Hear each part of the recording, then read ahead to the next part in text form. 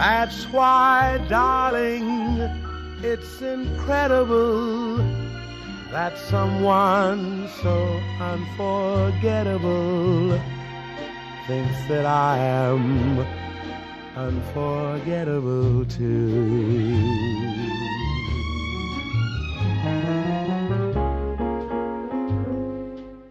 Eu nasci em Taquaritinga, 120 quilômetros de São José do Rio Preto.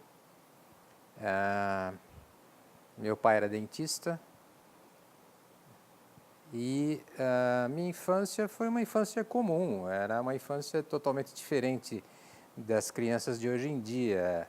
Infância de pé no chão, bolinha de gude, futebol no quintal do vizinho. Foi uma infância muito tranquila, muito normal, nada diferente. Eu acho que era, na época, essas cidades do interior ofereciam outro tipo de atrações, né? Hoje é só internet e tal. Naquela época você não tinha nada disso, então você tinha que se divertir como uma criança muito comum mesmo. Eu tenho uma irmã mais velha do que eu, 2 anos e meio, que também é médica e que mora em São Paulo. Ela é ginecologista obstetra e ela sim era uma boa aluna. Eu era um aluno regular. Olha, eu não... É difícil você... Eu acho que eu digo regular, eu nunca precisei de fazer exames. De vez em quando, obviamente, tirava uma nota que a gente chamava nota vermelha, que era uma nota abaixo de 5, mas eu nunca fui reprovado. Eu entrei muito cedo na escola. Primeiro no curso infantil, depois a professora do curso infantil, em cidade pequena, conhecem todas as famílias, né? As famílias se conhecem, e ela me promoveu para o primeiro ano do grupo escolar que a gente chamava na época. E daí para frente eu passei de ano sem problemas, nunca fui um super aluno. E continuei levando uma vida regular dentro da minha fase escolar, de ginásio. Então, como eu disse, eu entrei cedo, eu acabei depois terminando o ginásio, na época, que acho que é a 8ª série hoje, eu tinha 16 anos. Talvez sim, porque naquela época também a gente não tinha muitas opções.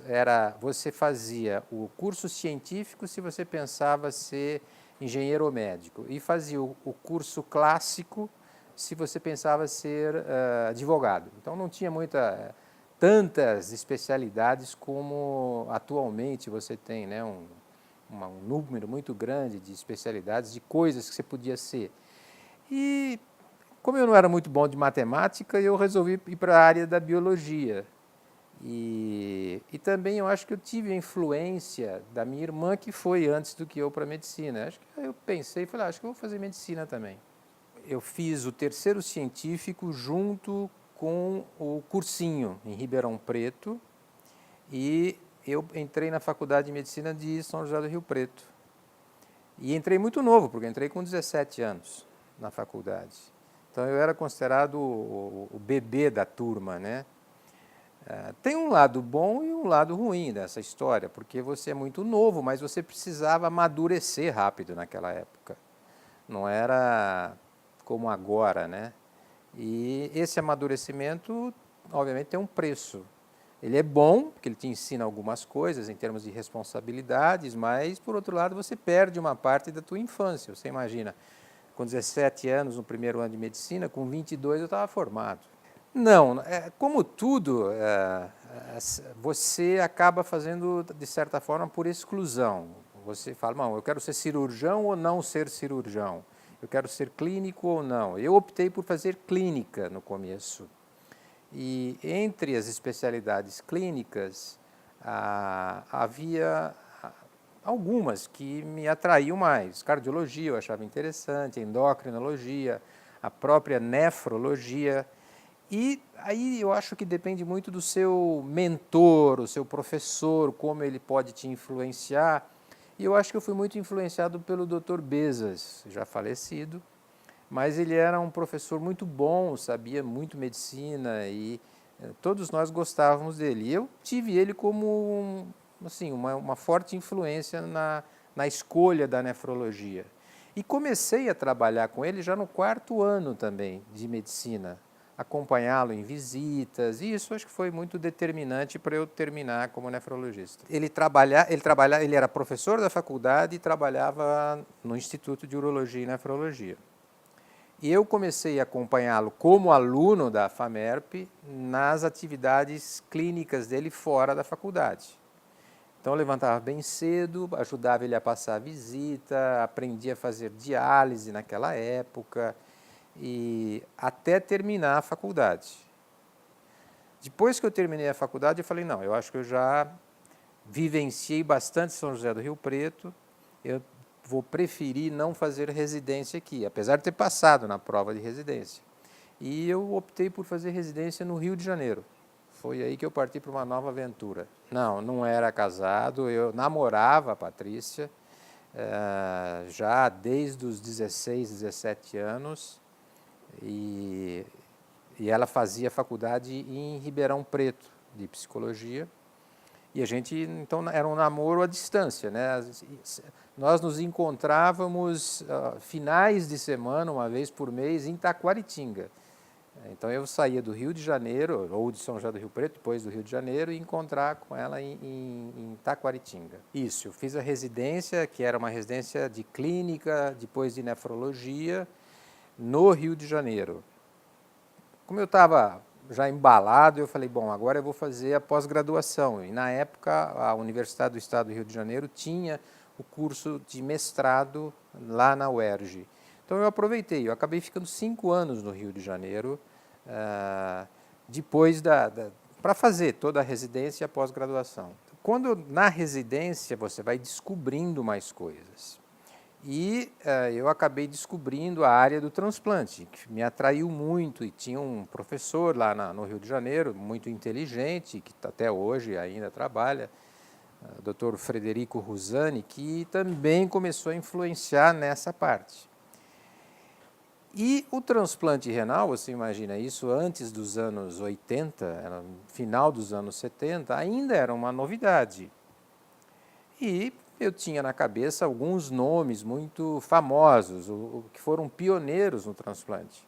Então eu comecei a ambicionar sair do Brasil para trabalhar com essas pessoas.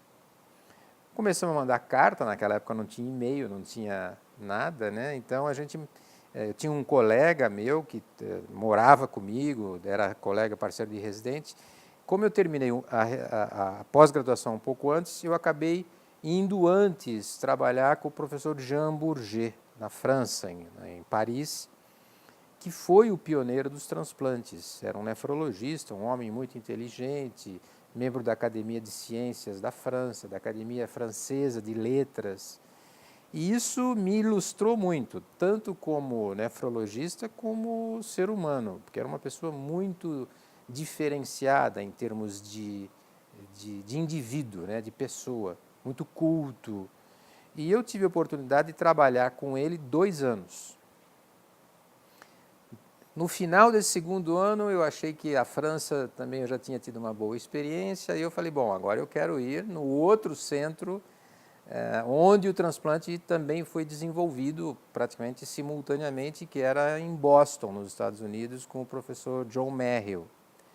Mas o professor John Merrill já estava quase saindo, e tinha um discípulo dele, que era o Dr. Terry Strom, que acabou vindo para São José do Rio Preto 2 vezes, nos cursos que a gente organizou, tinha vindo uma vez para o Brasil, e eu o conheci em Paris, e perguntei se ele me aceitava para trabalhar junto. Ele falou, claro, pode ir. E foi quando eu saí da França, aí sim eu estava casado, porque eu terminei a residência e pós-graduação, me casei, e aí nós fomos para a França. E depois de lá, nós fomos para os Estados Unidos. Foi onde nasceu meu primeiro filho, Ulisses, que é americano.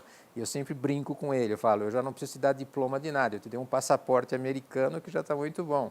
Pelo menos ele não pega a fila, né? Nem para entrar lá e nem para sair daqui. Eu fiquei 2 anos. Então fiquei 5 no Rio, 4 fora, 9 anos. Aí você começa a pensar, bom, as famílias começam a reclamar, né? Tanto a minha como a da Patrícia, com um nenê pequeno, a vida é difícil lá fora. e Boston era muito frio, então era uma adaptação difícil. Você não tinha, o mais interessante é que você conta isso para as pessoas, naquela época não tinha essa facilidade de comunicação, era na base da carta e esporadicamente um telefonema de orelhão, né? Não tinha essa facilidade. Então as famílias sentiam falta, era recíproco, as nossas famílias sentiam falta da gente, a gente sentia falta das famílias. E aí nós resolvemos voltar. Mas eu fiquei meio insatisfeito com a volta, porque naquela época tinha uma diferença muito grande de medicina, de avanço do que tem hoje, né? E eu fiquei em dúvida, volto para lá, não volto. Tinha uma oportunidade para trabalhar em Boston com esse amigo meu, que ficou amigo meu, mas o clima, falava, bom, não vou me adaptar aqui, filho pequeno, não adiantava insistir muito. Surgiu uma oportunidade para voltar para a França, para a cidade de Nantes, com uma outra pessoa que eu conhecia também, mas aí eu teria que recomeçar a fazer residência, me adaptar às regras francesas. Aí eu achei melhor, falei, olha, eu acabei voltando para o Rio, onde eu tinha um vínculo trabalhista, na época chamava INPS, né? Mas as coisas no Rio acabaram muito lentas, eu não conseguia ser contratado, a universidade tinha dificuldade. Aí tinha essa proposta aqui em São José do Rio Preto, como eu disse, eu já tinha trabalhado com o pessoal do Instituto de Urologia e Nefrologia, conheci o Dr. Bezas, todo o grupo de urologia que trabalhava lá. Aí eu decidi, conheci a cidade, nós decidimos, né, voltar para Rio Preto, próximo de Itaguaritinga, que é minha cidade, e da Patrícia. Então, as famílias, pelo menos, não poderiam reclamar disso. E foi assim que aconteceu.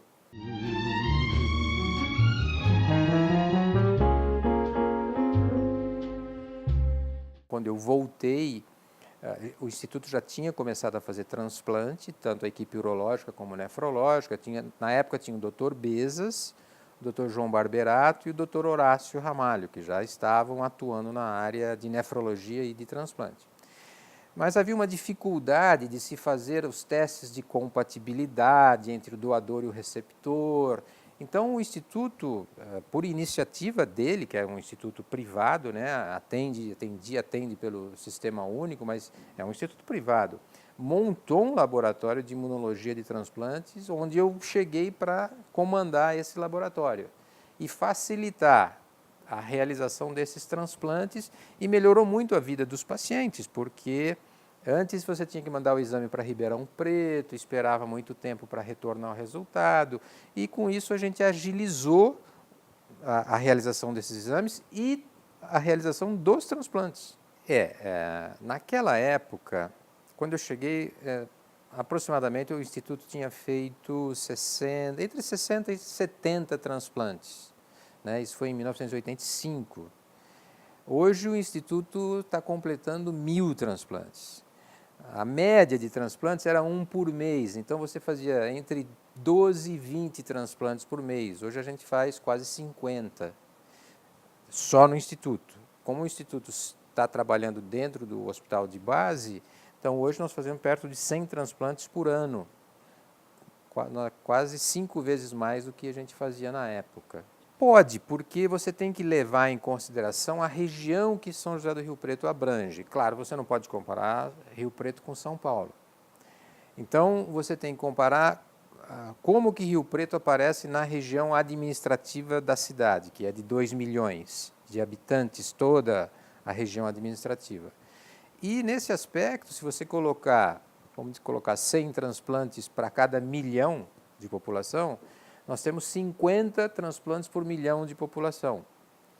Para você ter uma ideia, o país que mais faz no mundo transplantes é a Espanha, que faz entre 40 e 45 transplantes por 1 milhão de população. Então, se você pegar essa região administrativa, e a performance de Rio Preto é muito boa. Eu acho que é uma política visando fazer transplantes, e uma coisa puxa a outra. Primeira coisa que começou foi o transplante de rim. Depois, houve essa tendência de fazer transplante de fígado, transplante de coração, transplante de pâncreas-rim. Então, uma coisa vai puxando a outra. Como você adquire um conhecimento do transplante renal, você estender isso para outros tipos de transplantes é mais fácil do que você começar sem nada. Sem dúvida, porque tudo é uma questão de momento, né? Citando só um fato, quando eu vim para São José do Rio Preto, em 1985, um remédio que a gente utiliza no transplante, que é a ciclosporina, hoje a gente praticamente nem utiliza mais, era a droga do momento. Ela foi lançada nos Estados Unidos em 1983. E eu tinha trabalhado com essa droga em laboratório e via pacientes nos Estados Unidos que tomavam essa droga. Então, se você pensar em termos de defasagem, 83 nos Estados Unidos, e nós começamos a utilizar ela em junho de 1985 aqui no Brasil.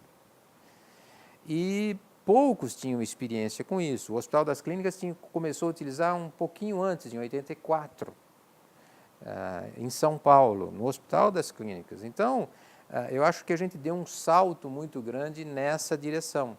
Então, como você vai tendo essa formação, eu fui o terceiro presidente da Associação Brasileira de Transplantes. Você precisava, era uma associação nova, né? Foi fundada em 1986, eu sou sócio fundador, e haviam chegado algumas pessoas naquela época, lá em São Paulo. Então, depois de um certo tempo, depois de 4 anos, pelo envolvimento que eu tinha com o transplante, era mais jovem, tinha muita gana de crescer, a gente aceitou a oferta de se tornar presidente da Associação Brasileira de Transplantes. Mas foi um período muito difícil, porque a sociedade era pequena, né? Pouca gente fazia transplantes, tinham poucos associados e você precisa de dinheiro para tocar uma sociedade. Mas mesmo assim a gente conseguiu, fomos mudando os estatutos e hoje é uma sociedade que tem 1.000 sócios, é bem reconhecida internacionalmente. Foi dessa forma. Nós, aqui na região, nós sempre começamos, desde quando nós chegamos, alguns fatos. Nós fomos a primeira cidade que fez transplantes baseado na compatibilidade entre o doador e o receptor. Nós fomos a cidade que resolveu romper um pouco com São Paulo capital e fundamos o São Paulo Interior Transplantes, que reunia todas as cidades do interior de São Paulo e que poderiam ter uma atividade científica independente da cidade de São Paulo. Então, isso foi sim, importante no sentido de fazer a cidade crescer, o centro crescer, o instituto crescer. Como nós tínhamos o interesse no transplante, não dá para você fazer transplante sem o doador. Então, naturalmente, as campanhas em favor da doação começaram a aparecer. E eu guardo folhetos desde aquela época. Então, nós fazíamos os folhetos, as carteirinhas. O que não tinha era uma lei específica para transplante. A lei, ela existia vagamente, ela falava de transplante. A partir de 88 foi inserido na Constituição a transplante com alguma restrição a comércio de órgãos, porque, na verdade, era muito pouco divulgado isso, né? Também houve um avanço, tanto para o lado bom como para o lado ruim. E a partir de 89 é que as coisas começaram a ficar mais claras, porque, curiosamente, começaram a aparecer ofertas nos jornais, anúncios nos jornais de compro, vendo, rim. Né? Isso, de certa forma, não tinha uma legislação sobre isso. Então, cada vez mais você tinha que fazer campanhas para informar o potencial doador, vivo ou falecido, da importância do transplante, da importância das doações de órgãos, e também alertar os legisladores do país da importância de você ter uma lei específica para isso aí. E um outro fato que era assim, muito triste, porque quando você saía para ir para um congresso internacional, os europeus, os americanos, sempre mostravam esses recortes de jornais que os brasileiros estavam oferecendo rins para vender. Isso era muito ruim, descômodo. Hoje a gente sabe que não era uma coisa só nossa. Hoje a gente sabe que isso praticamente existia nos países subdesenvolvidos, nos países pobres, e E nesse ponto o Brasil correu na frente. E na época, a revista Veja tinha aquela ponto de vista na última folha, e eu tive a oportunidade de dar o meu ponto de vista, e na época eu alertava sobre a facilidade de se difundir o comércio de órgãos no Brasil, porque não tinha uma legislação específica. Hoje tem, é muito claro, é proibido fazer isso. E os outros países, eu acho que dormiram no ponto. Então, hoje você vê as Filipinas, a China, o Paquistão, vendedores de rins. E a gente acabou se envolvendo numa campanha internacional contra o tráfico e o comércio de órgãos para transplantes.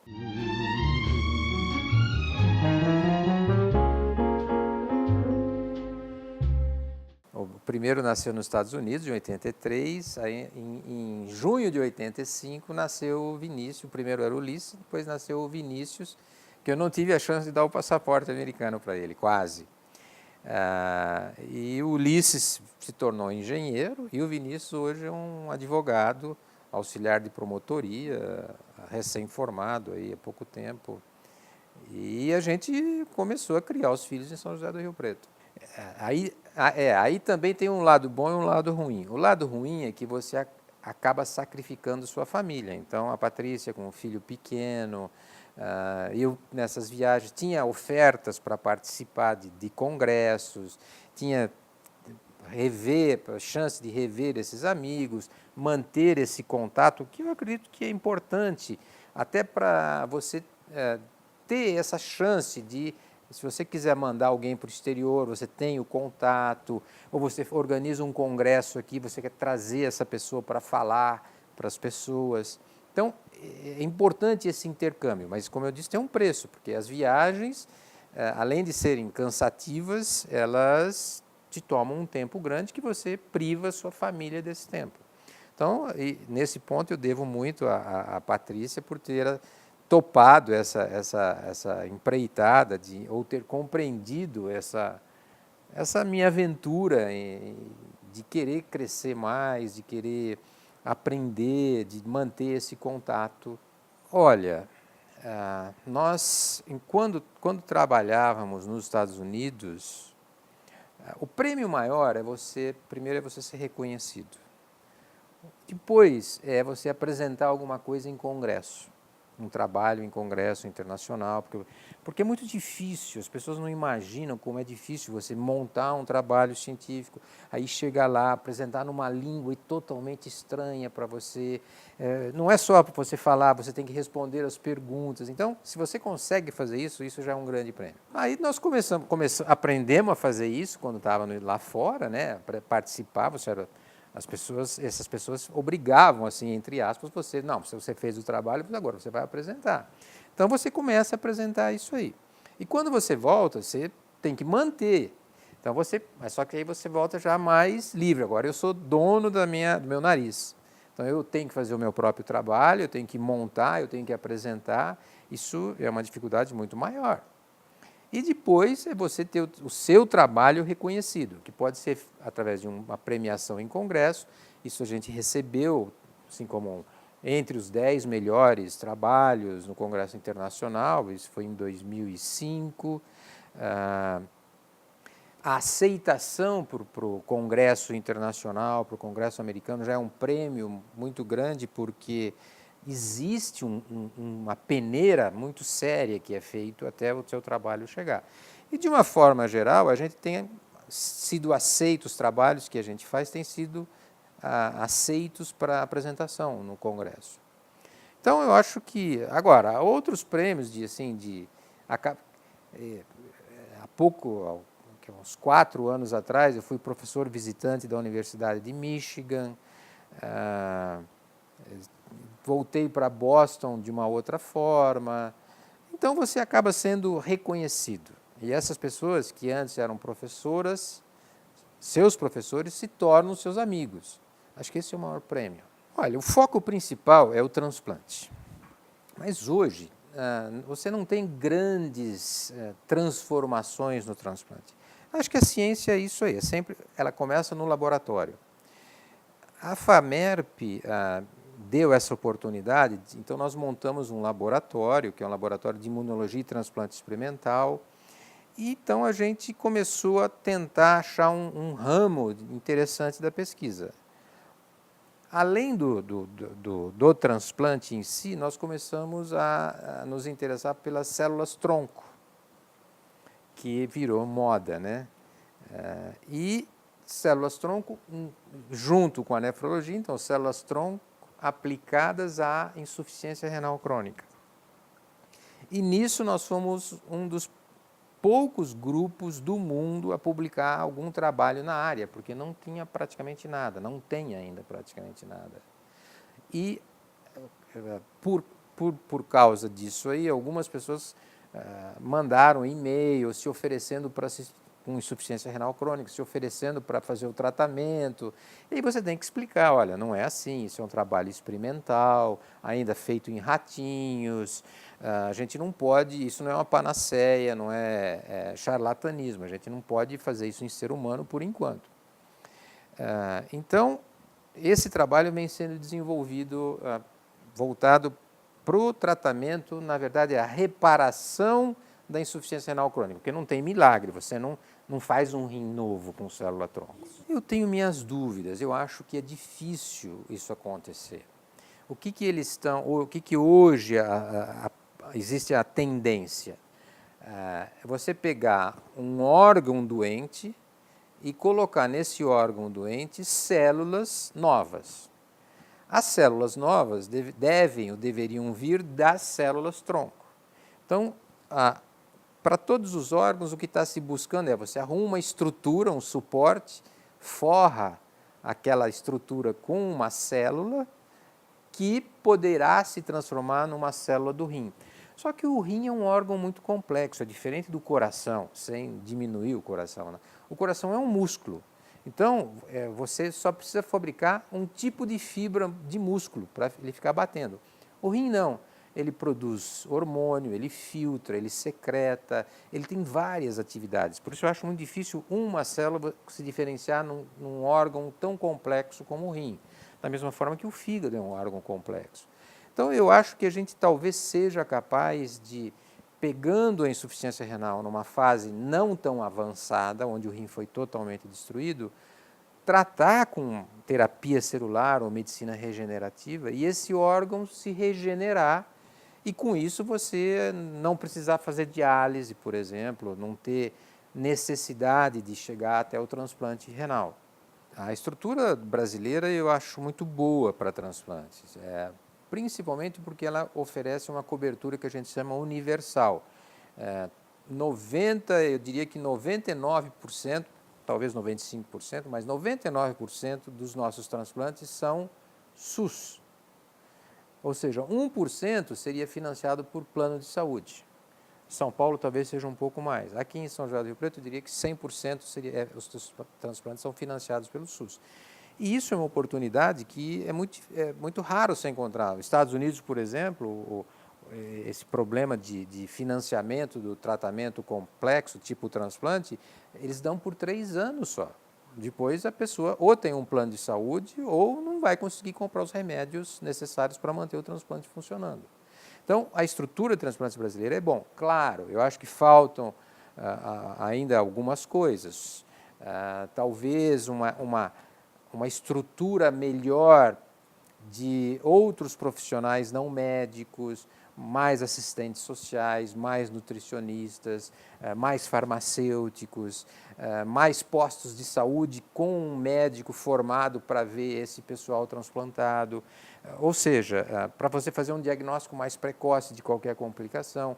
Isso talvez com o tempo, porque a saúde do Brasil ainda tem muito problema, né? Não é a saúde do transplantado, é a saúde brasileira. Do procedimento per si, você fazer o transplante, botar o doente na rua de volta, com alta, com o rim funcionando, eu acho que a estrutura é muito boa atualmente. Eu gostava muito de jogar futebol e durante 25 anos a gente tinha um racha no clube de campo do Automóvel Clube e com vários amigos e até 3 anos atrás eu era assíduo frequentador do domingo. Tinha uma disputa muito grande, chegava às 7h10, 7h15, 7h30 no máximo, para poder jogar no primeiro jogo, senão você tinha que ficar na reserva e jogar só no jogo seguinte. Então esse era um hobby que eu lamento ter parado, por várias razões, não deu para continuar. Mas eu acabei, o futebol me consumiu, eu operei joelho, dedão, enfim. Mas era a coisa que eu mais gostava de fazer. Tentei, fiz um avanço no tênis, durou 1 ano e meio. Falei, não, meu negócio não é tênis, é futebol mesmo. Não era um grande jogador, não, mas me virava. A leitura, a gente acaba deixando até um pouco de lado, mas pelo menos 2 livros por ano a gente acaba lendo. Eu sempre gostei muito, na fase de mais jovem, acho que até porque existencialista, de ler ou tentar entender os grandes filósofos, talvez até os mais pessimistas, que nem Nietzsche, Schopenhauer, Kierkegaard. Não sou profundo conhecedor, mas procurava nesses livros algumas respostas metafísicas para a vida. Hoje a leitura é mais de lazer, né? Eu ainda tenho alguns autores, eu gosto muito do americano Philip Roth, que a leitura dele é muito agradável, ele falando do pai, da família, é muito agradável. Eu ainda leio esse tipo de livro. Não gosto muito de romance, não é o meu estilo romance. Gosto muito de ficção, gosto de um bom filme de ação. Mas eu não tenho muitos hobbies, não sou muito chegado em pescaria, apesar de conhecer o Pantanal, é pouca coisa. Sou um homem simples. Sinto, hoje eu tenho bons amigos no Brasil todo, eu acho que eles me respeitam pelo que eu sou e pelo que eu fiz. E é como eu os respeito. Tenho do sul ao norte ao sul, nordeste, eu tenho grandes amigos que são pessoas assim influentes da área do transplante e que eu sinto que eles têm um respeito por mim. Tanto é que eu fui muito precoce, presidente da sociedade, até hoje faço parte da Associação Brasileira de Transplantes, ainda sou editor do Jornal Brasileiro de Transplantes.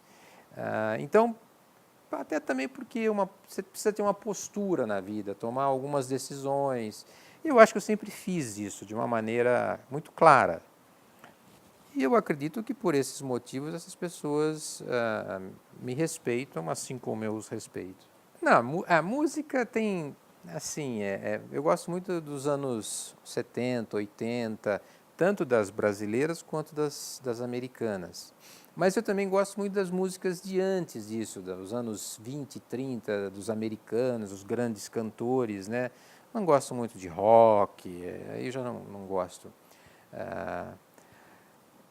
E essas músicas sempre são muito agradáveis de se ouvir, né? Os jazz tradicionais. Em termos de frase, infelizmente, com a idade você vai esquecendo. Tanto é que eu carrego algumas frases comigo no meu telefone para sempre lembrar delas. Mas não são só frases de filósofos, tem frases, grandes frases, por exemplo, do Kennedy, nada muito especial, mas você acaba ficando com aquilo de alguma forma, talvez eu não saberia falar a frase exatamente para você, mas a mensagem da frase. Então, a gente tem sempre que escolher um caminho e trilhar, em vez de querer que as pessoas façam o caminho para a gente, eu acho que é importante você escolher uma trilha e fazer uma nova trilha. E atrás de você pode vir, poderão outras pessoas escolherem aquele caminho. Não ficar muito esperando as coisas acontecerem. Também não ser muito passivo, não ficar achando que você é sempre o melhor do mundo, porque não é. Sempre alguém vai ser melhor do que você. Tentar fazer sempre o melhor, aí já é coisa, aí são dos grandes filósofos, é o imperativo categórico, você tem que achar que fazer para o outro o que você gostaria que você fizesse para você. Então tem muita coisa de ética misturada, mas é uma formação geral, não dá para dizer esse ou aquele.